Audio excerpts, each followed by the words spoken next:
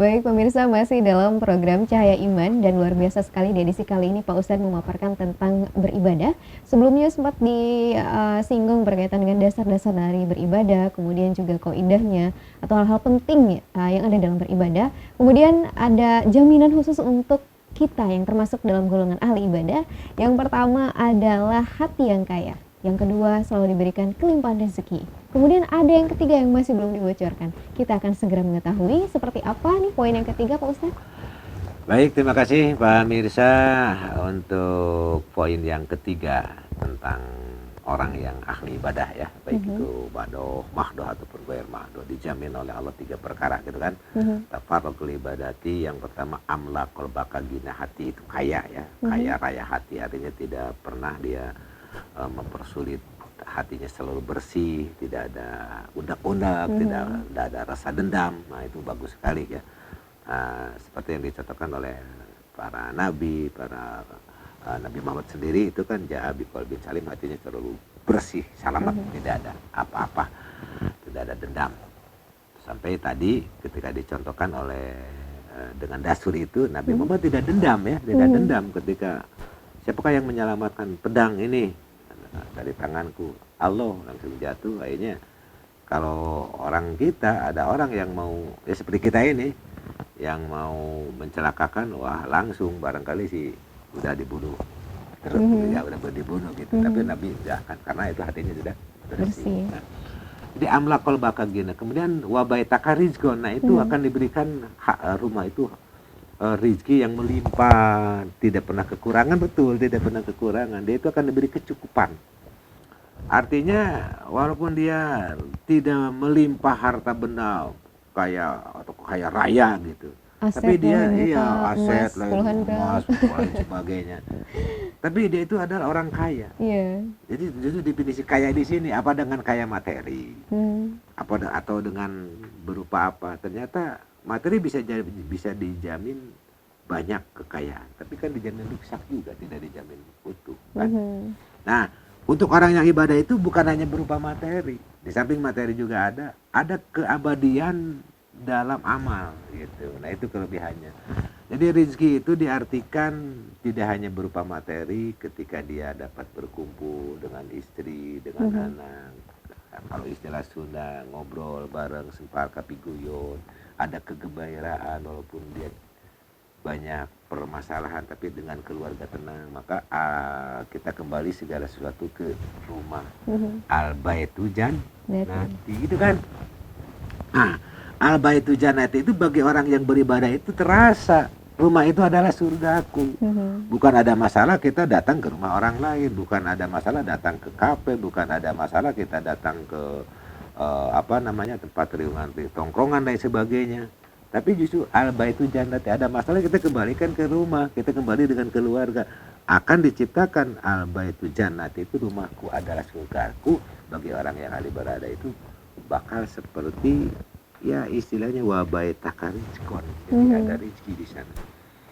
Ketika susah datang balik ke rumah, ada tempat keluhan, saling mengeluhkan dengan istri. Ya kalau memang belum punya anak, datang aja ke rumah, pulang aja ke rumah.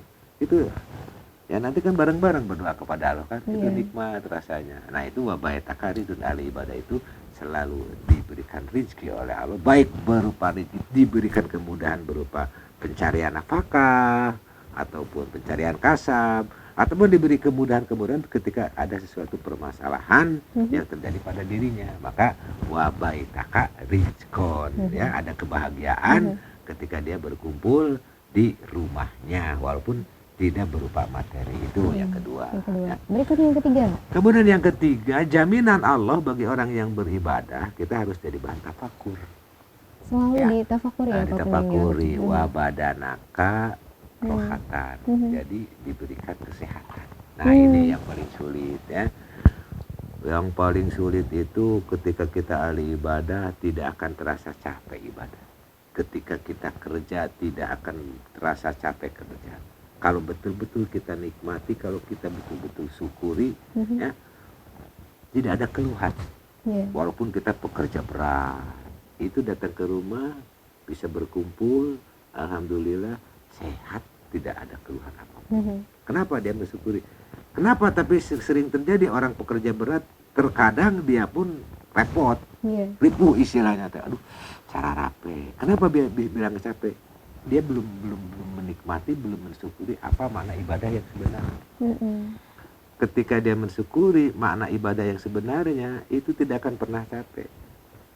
Seperti Rasulullah, para sahabat, emang dia tidak bekerja sama. Masya Allah, luar biasa. Bahkan jauh kompleks pada saat itu. Kalau dibanding dengan pekerjaan sekarang gitu kan. Ya Allah, ya Rabbi, Rasul itu apa bekerja. Kemudian itu sampai anak-anak Rasulullah sendiri, Sayyidina Ali itu ya, di Siti Fatimah itu kan, itu sampai bekerja, sampai minta tolong agak kecapean ya kepada Rasulullah. Kemudian Rasulullah mendoakan, akhirnya diberikan kemudahan. Itu ada doa, itu penting ya, seperti kita ucapan wastaqbalul bala bidoa watado, itu adalah fungsinya itu ya. Waktu kemarin kita belum dicontohkan tuh. Nah, ini kembali bahwa orang yang ahli ibadah itu akan menjadi kehidupannya itu badannya selalu sehat, selalu riang, gembira, lain sebagainya, dan diberi kesehatan. Sebaliknya ada ancaman. Nah ini ya, kalau jaminan orang yang beribadah satu, amlaqal bakagina, hatinya akan bersih, akan kaya, di rumahnya tidak akan pernah kekurangan, akan diberikan rezeki, badannya akan sehat. Sebaliknya, ketika wala tagfal, janganlah kita tinggalkan andikri untuk beribadah, untuk mengingat Allah. Ketika kita meninggalkan untuk mengingat Allah, berzikir, itu kan termasuk ibadah. Dikir itu kan ada dikir kolbiyah, dikir lisania, dikir akliyah, akal, dikir badania, itu kan ibadah semua. Ya, ibadah itu kaitannya dengan kalau hati dulu kan, hati ya.